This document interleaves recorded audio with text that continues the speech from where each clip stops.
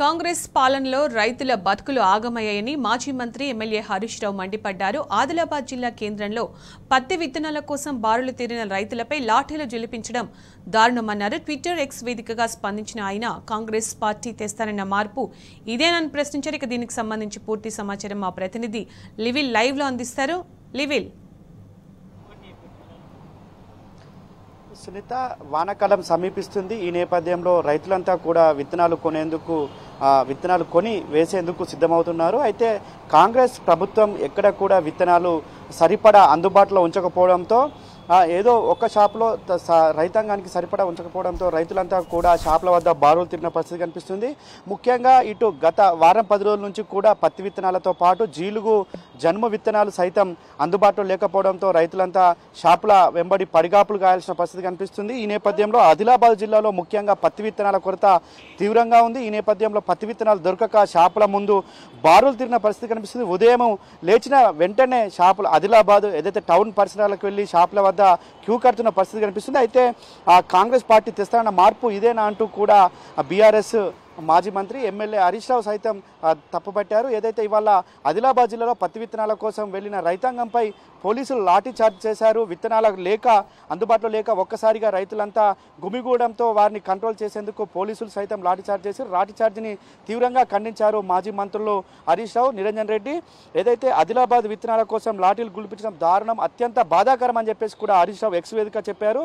ఏదైతే కాంగ్రెస్ పార్టీ తెస్తున్న మార్పు ఇదేనా, ఇందిరమ్మ రాజ్యం అంటే ఇదేనా అని చెప్పేసి కూడా హరీష్ రావు మండిపడ్డారు. అంతేకాకుండా నిరంజన్ రెడ్డి సైతం మాజీ వ్యవసాయ శాఖ మంత్రి నిరంజన్ రెడ్డి సైతం దీనిపైన స్పందించారు. పాలన గాలి కొదిలేసి మంత్రులు, ఉప ముఖ్యమంత్రి, ముఖ్యమంత్రి సైతం ఇతర రాష్ట్రాల్లో ప్రచారానికి వెళ్తున్నారు తప్ప ఇక్కడ రాష్ట్ర రైతాంగాన్ని పట్టించుకున్న పాపాన పోతలేరని చెప్పేసి దుయ్యబట్టారు. జీలుగు విత్తనాలకే దిక్కు లేదు, ఇక అసలు విత్తనాలు ఎలా తీసుకొస్తారు, ఎలా రైతాంగానికి పంచుతారు, ఎలా రైతాంగానికి అందుబాటులో ఉంచుతారని చెప్పేసి కూడా ఈ సందర్భంగా పలు అంశాలను లేవనెత్తారు మాజీ వ్యవసాయ శాఖ మంత్రి. అయితే ప్రభుత్వ అసమర్థత, నిర్లక్ష్యం కారణంగానే మార్కెట్లో కృత్రిమ కొరత ఏర్పడ్డదని చెప్పేసి కూడా ఈ సందర్భంగా మాజీ మంత్రి నిరంజన్ రెడ్డి చెప్పారు. ఇవాళ ఎక్కడ చూసినా గత 6 నెలల పాలనలో ఎక్కడ చూసినా అధోగతి పాలవుతుంది. గత 10 సంవత్సరాలు రైతు రాజ్యం, రైతు సంక్షేమంగా బీఆర్ఎస్ పార్టీ పాలన కొనసాగించింది. కానీ కాంగ్రెస్ పార్టీ వచ్చిన 6 నెలల్లోనే ఇవాళ రైతు తిరోగమన పరిస్థితి ఏర్పడింది, రైతు సంక్షేమం అంతా తిరోగమన పరిస్థితి ఏర్పడింది అని చెప్పేసి కూడా బీఆర్ఎస్ శ్రేణులంతా కూడా మండిపడుతున్నాయి. ఇటు మాజీ మంత్రులు సైతం మండిపడ్డారు. ఇవాళ ఆదిలాబాద్లో లాఠీ చార్జ్ ఏదైతే ఉందో అది ఖచ్చితంగా ఉపేక్షించేది లేదు. ప్రభుత్వం తీరు ఇది స్పష్టంగా అర్థమవుతుంది. ప్రభుత్వం పరిపాలన చేస్తే ఇలా ఉండేది కాదు, పరిపాలన చేయక పాలన గాలి కొదిలేసిందని చెప్పేసి కూడా మాజీ మంత్రులు దుయ్యపట్టారు. ఇవాళ ఏనాడు కూడా రైతులపై దృష్టి పెట్టిన పాపాన కాంగ్రెస్ పార్టీ పోవట్లేదు, కాంగ్రెస్ ప్రభుత్వం పోవట్లేదు. కనుకనే ఇవాళ రాష్ట్రంలో రైతులకు విత్తనాల కొరత ఏర్పడింది. ఇవాళ ఎరువు కింద వేసుకునే జీలుగు విత్తనాలు సైతం దొరకకపోవడం అత్యంత శోచనీయం అని చెప్పేసి కూడా మాజీ వ్యవసాయ శాఖ మంత్రి నిరంజన్ రెడ్డి చెప్పారు. అయితే ఇవాళ రాష్ట్రంలో ఎక్కడ చూసినా విత్తనాల కొరత స్పష్టంగా కనిపిస్తుంది.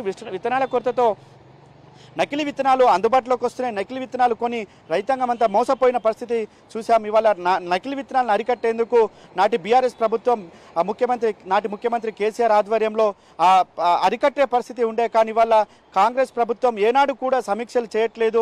వానాకాలం ఆల్రెడీ రోహిణి కార్తీ వచ్చింది, రోహిణి కార్తీలో విత్తనాలు విత్తుకునే పరిస్థితి వచ్చింది. కానీ ఇవాళ ప్రభుత్వం ఒక్కనాడు కూడా సమీక్ష చేసిన పరిస్థితి లేదు. విత్తనాలు ఎన్ని కావాలి, ఏ జిల్లాలో ఎన్ని విత్తనాలు అందుబాటులో ఉన్నాయి, ఏ జిల్లాకి ఎన్ని విత్తనాలు పంపించాలనే కనీసం సోయి కూడా ఇవాళ కాంగ్రెస్ ప్రభుత్వంలో కనిపించడం లేదని చెప్పేసి కూడా మాజీ మంత్రులంతా కూడా దుయ్యబడుతున్నారు. ఖచ్చితంగా ఇవాళ కాంగ్రెస్ మార్క్ స్పష్టంగా కనిపిస్తుంది. కాంగ్రెస్ వస్తుంది, కరువు వస్తుంది, కాంగ్రెస్ వస్తే పాత రోజులు ఏ విధంగా వస్తాయి అని చెప్పేసి అనుకున్నారు. అవంతా కూడా తూచా తప్పకుండా నిజం చేస్తుంది ఇలా కాంగ్రెస్ ప్రభుత్వం. గత కాంగ్రెస్ పాలనలో ఏ విధంగా అయితే చెప్పులు క్యూ లైన్లో పెట్టేవారో, ఇవాళ పాస్బుక్లు క్యూ లైన్లో పెట్టేవారో అవన్నీ కూడా ఇవాళ దర్శనమిస్తున్న పరిస్థితి రాష్ట్రంలో కనిపిస్తుంది. ఎక్కడ చూసినా మెదక్ కావచ్చు, ఇటు కరీంనగర్ కావచ్చు, ఉమ్మడి వరంగల్ జిల్లా ఎక్కడ చూసినా విత్తనాల కోసం చెప్పులు పాస్బుక్ లైన్లో పెట్టిన పరిస్థితి ఇవాళ మరోసారి దర్శనమిస్తుందంటే కాంగ్రెస్ ప్రభుత్వ పాలన ఏ విధంగా కొనసాగుతుందో స్పష్టంగా అర్థమవుతుంది. ఖచ్చితంగా ఎద్దేడ్చిన వ్యవసాయం, రైతేడ్చిన రాజ్యం నిలబడదని చెప్పేసి సామెత ఉంది. అది ఖచ్చితంగా కాంగ్రెస్ పార్టీకి తాకుతుందని చెప్పేసి కూడా ఇవాళ రైతులంతా కూడా ఆందోళన చెందుతున్నారు, రైతులంతా కూడా ఆవేదన చెందుతున్న పరిస్థితి కనిపిస్తుంది. ఆదిలాబాద్లో రైతులపైన ఏదైతే లాఠీ చార్జ్ చేశారో దాన్ని తక్షణమే ప్రభుత్వం క్షమాపణ చెప్పాలి, వ్యవసాయ శాఖ మంత్రి క్షమాపణ చెప్పాలి. కావాలి, ముఖ్యమంత్రి క్షమాపణ చెప్పాలని అక్కడ రైతాంగం అంతా కూడా ఆందోళన చేస్తున్న పరిస్థితి కనిపిస్తుంది. పోలీసు కూడా ఖచ్చితంగా రైతుల పక్షాన ఉండాల్సిన పోలీసులు ఇవాళ దళారుల పక్షాన ఉన్నారని చెప్పేసి కూడా ఆదిలాబాద్ రైతులంతా కూడా ఆందోళన చెందుతున్నారు.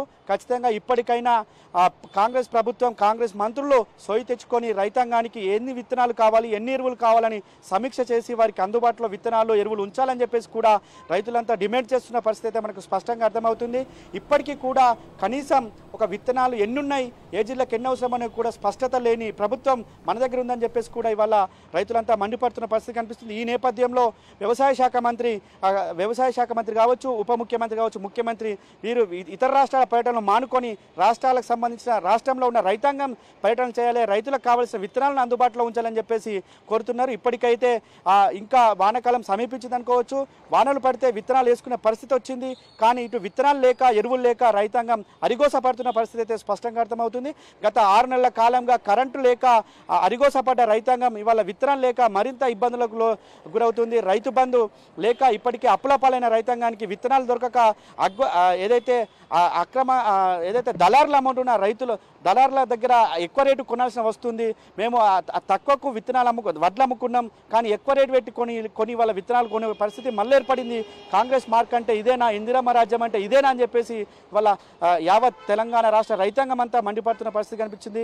ఇప్పటికే ఇటు వ్యవసాయ యూనివర్సిటీలో సైతం విత్తనాల ఏదైతే ఎక్స్పో పెట్టారో విత్తనాలకు సంబంధించి అక్కడ కూడా ఆందోళన చేశారు. అక్కడ కూడా రైతులకు విత్తనాలు దొరకలేదు. అంటే వాళ్ళ రాష్ట్రంలో ఏ పార్టీ పాలన కొనసాగుతుంది అనేది స్పష్టంగా అర్థమవుతుందని చెప్పేసి కూడా ఇవాళ రైతాంగం అంతా కూడా మండిపడుతున్న పరిస్థితి కనిపిస్తుంది. ఇవాళ మాజీ మంత్రులు ఏదైతే హరీష్ రావు కావచ్చు, నిరంజన్ రెడ్డి కావచ్చు, స్పష్టంగా కాంగ్రెస్ పార్టీని ఒకటే అడుగుతున్నాం, రైతాంగానికి విత్తనాల కొరత ఏ విధంగా ఉందో శ్వేతపత్రం విడుదల చేసే దమ్ముందా కాంగ్రెస్ పార్టీకి అని చెప్పేసి కూడా మాజీ మంత్రులు దుయ్యబట్టారు.